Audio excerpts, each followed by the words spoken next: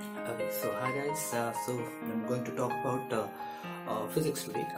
We are in an era where there is a lot of inventions and discoveries going around, and we need to understand that what is the basic phenomena that is actually involved in these kind of technology. Most of the things which is around us, how it behaves, it basically can be explained by using the sciences that we have, and physics plays a very important part for that. Now, the beginning of time, when usually people say that the apple fell on Newton's head, that was actually where it's all started. Those are notions and stories, but gradually everything started building up, and then today we are in a situation where we have a lot of theories, a lot of experiments going around, and we need to understand that how are these connected and interrelated to understand what is physics all about. So basically it's a very vast subject, and we definitely have a lot of stages to understand these subjects, and they are subdivided into more and more groups as we go to higher and higher study, or higher and higher in our career in the field of physics. So as it started with the beginning of time, people wanted to understand that how does the laws of nature work, why was there gravitation, and why is there electricity, and basically people knew that things actually existed in the earth, or as a matter of fact it was there, but we need to understand that why they existed, how they existed, what is the phenomenon that is going behind this kind of technology. Now that became more and more easy as days progressed, because more and more instruments were developed. We need to understand a very important aspect here, that when we are talking about a theory, we might have that, but until and unless that is proved by an experiment, that stands quite meaningless, because someday an experiment might be done which actually disproves the theory, and then that doesn't work. So usually if you are observing something which is actually an experimental basis, we try to find out theories based on that. So as we know today, we have got physics which has been divided into various sections, and we do have a field of classical mechanics, quantum mechanics, solid state physics, statistical physics, condensed matter physics, and then we have got the modern physics, nuclear physics, atomic physics, and everything. There's a lot of bunches over there. But that started with the advent of 20th century. But before that, it was all about classical in nature. So let's talk about something which is classical. Now, something which you see around you, which moves, basically follows the laws of nature, or we can basically say it's the Newtonian laws that it basically governs. I'm not going to make this any technical in any way. I'm not going to state what are the three Newton's laws, but that is, you have to understand that that is something which actually we are actually following and around us, for something which is visible with our naked eye. But what happens, it was observed eventually that as we go deeper and deeper into our system, and we go into the atomic scale, we are actually talking about a behavior which is totally different from its bulk counterpart. For example, let's say we always talk about electromagnetic spectrum. In fact, today whatever technology we are using is all based on the electromagnetic spectrum. Now, visible light was something which existed from eternity, and we definitely have a lot of things based on that. We see, basically we're perceiving things because of the visible light, but that is only a small part of the electromagnetic spectrum. So something which we see is possible because of the visible light. But apart from that, it has been eventually found out that there are a lot of other kind of radiations. For example, let's say the sun. Now the sun rays has got a number of radiations involved. Let's say the IR radiation, the UV radiation, and numerous others. Now when we're talking about the combination of all the radiations together, it gives rise to something which we call as the electromagnetic spectrum. Now these kind of ideas, when it started developing, people tried to understand that why exactly that happens, and then it came into the notion that we are talking about an atomic scale. So we are going deep into the atoms, and we are actually talking about how does the element or a substance behaves from within. Let's say, for example, I have got a room heater, and basically it emits radiation. Now we have got getting heat from that. Now that's nothing but IR radiation.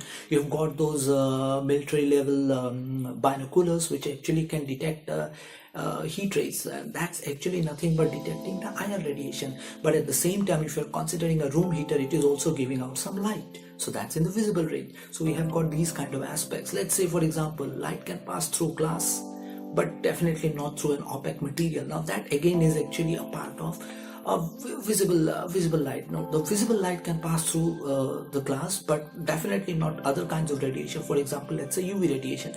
Now, if we consider our electromagnetic spectrum, we are basically considering it from the higher side to the microwave side. So we basically have, if you consider the higher wavelength, the region we're talking about the radio waves, and we're talking about the lower wavelength region, we can go till the gamma rays, microwaves, and so on. And somewhere in between, we have got a very small section which is the visible light.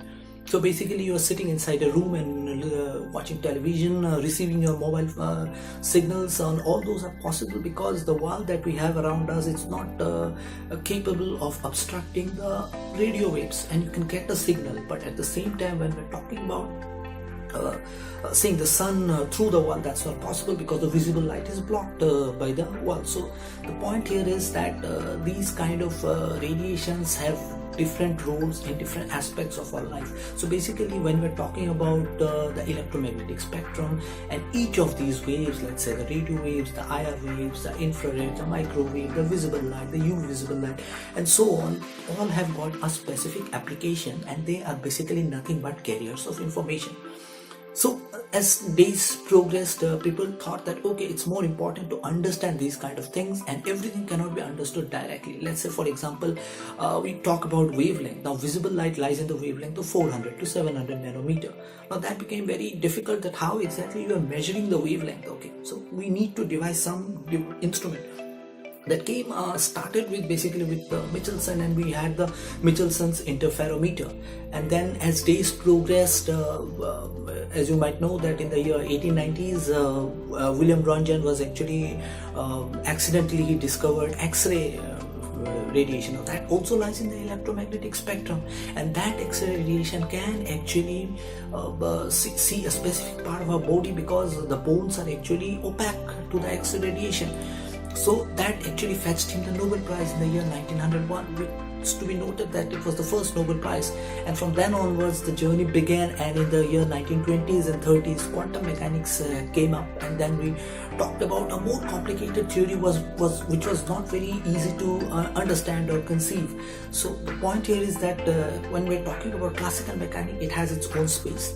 But when we're talking about higher kind of physics, we're talking about quantum mechanics, nuclear physics, atomic and molecular physics. We're going deep into the system, and we're trying to understand what exactly it does.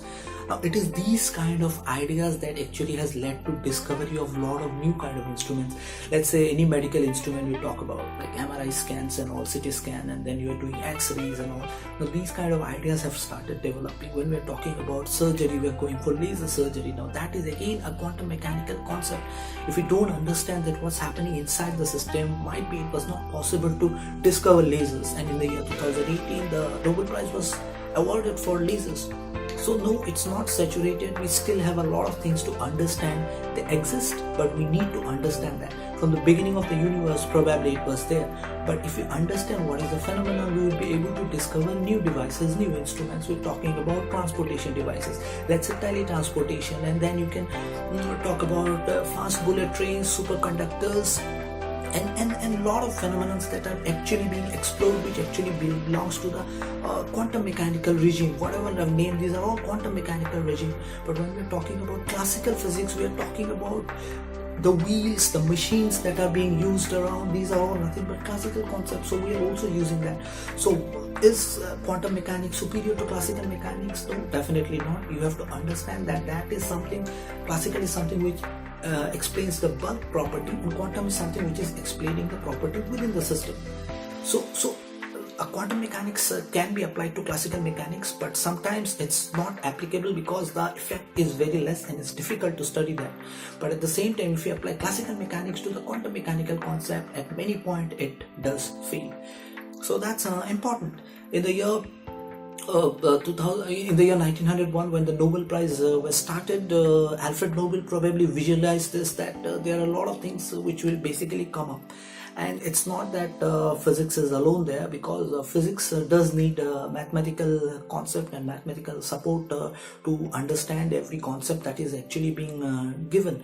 So the mathematical concept helps in understanding it theoretically. So you have an experiment, you understand that experiment, and then you give some theory based on that and combine these together, and then you totally understand that what exactly is happening in the system. When we're talking about now a lot of people, a lot of kids who are actually into physics are fascinated by astrophysics, but one thing is very important, that astrophysics is a lot of calculations. We have got statistical mechanics involved there, and we need to understand and study a lot of data so that we know that what is exactly happening to the solar system, or what is happening to the position of the stars, what is happening to the celestial bodies and all. When we're talking about those mine or rocks that are basically coming up from outer space, asteroids and meteoroids and all, those are being studied, and that becomes geology, subject of geology. People are developing nano devices which actually has already revolutionized everything around us. We have the computer which was of the size of a football field, but nowadays we have PCs and laptops and palm tops, and we do have mobile phones. These are all possible because of nanotechnology and semiconductor devices. But at the same time, if you are going to make nanotechnology possible, you definitely need some help from chemistry. So definitely these are all interdisciplinary, but physically speaking, if you want to explain the physical properties, definitely physics is very important. If we just only talk about physics, there are very important inventions that have taken place right from the beginning of civilization. We can talk about some very important inventions. So for example, the wheel, the compass, we have the printing press, which actually brought about a revolution. We can say we have the nuclear technology, we have the X-rays, we do have superconductors, as I've already mentioned, and so on. So these, I've listed some of the very important inventions that actually has taken place over decades and years. In fact, from the physics point of view, and in fact from the science point of view, one of the biggest experimental setups, or the experiment that has been conducted now, is nothing but the Large Hadron Collider LHC, which is basically in the Switzerland-France border, and it has a circumference of around 27 kilometer. Now what they are actually trying to do is trying to mimic the evolution or the start of the Earth, or basically what we basically call it as the Big Bang Theory. So when we're talking about Big Bang Theory, how exactly the universe, the solar system, and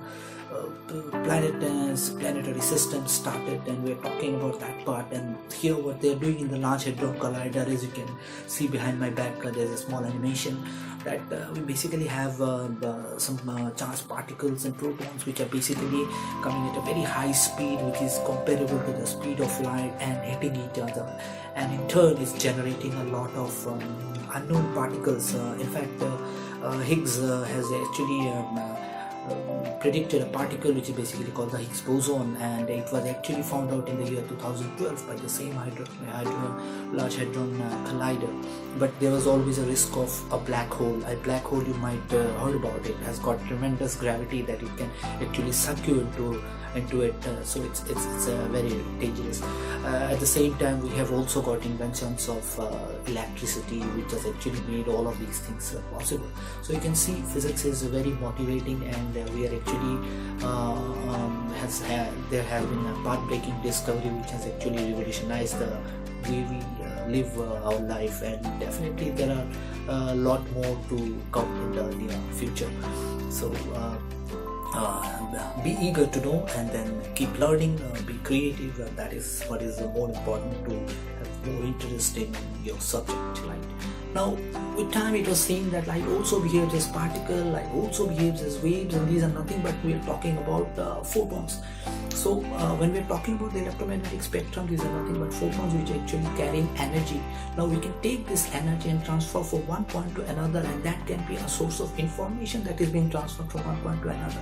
Obviously, the electronics involved is very complicated, and we need to understand different branches of it, and that's why we have introduced with different parts of studies like computer science. You need to understand electronics, communication systems, and so on. So basically it started from a very small thing of understanding nature, and slowly it grew larger and larger, and nowadays people are specializing in different branches.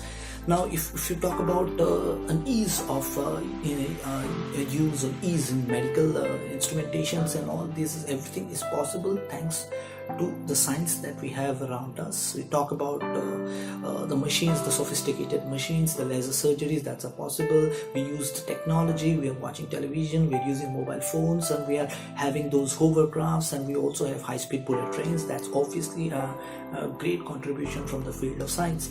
So what we have today is something which didn't had probably 20-25 years back, because even mobile phones have been recently invented. So it does take a lot of time and dedication. So your interest in physics is important, and it's very important that it's not only theoretical or experimental.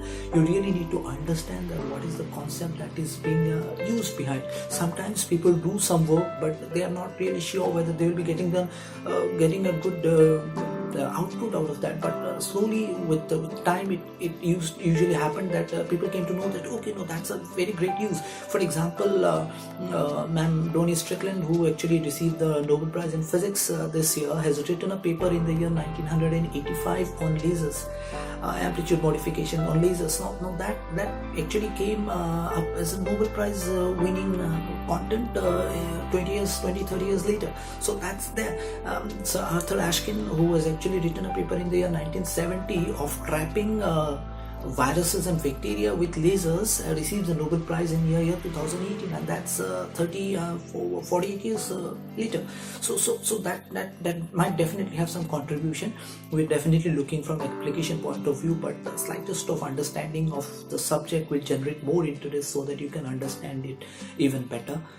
Can we say the subject is broad? Yes, definitely, it's very, very broad, but that happened because there is more and more inputs into understanding of a system. If you talk about physics, it basically started from a simple theory of gravitation, and then electromagnetic theory came up. Then we have got the nuclear forces, and we have got different kind of forces, and then people are trying to combine them. And we also talk about the grand unified theory. We have got the string theory and all, because we are trying to understand the entire system in which the universe works compiled in a single unified system.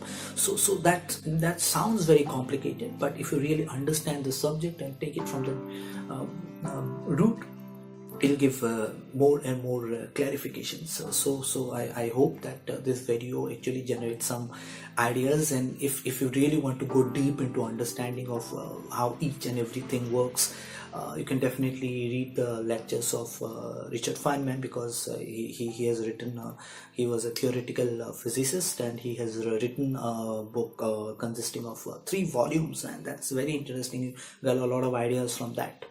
So that's all for today, and I hope you liked the video, and just let me know if you need to know some more so that I can make it more technical. I've kept it very simple to understand that how great science is, and since I'm a physicist, so I'm talking more about physics. Thank you, and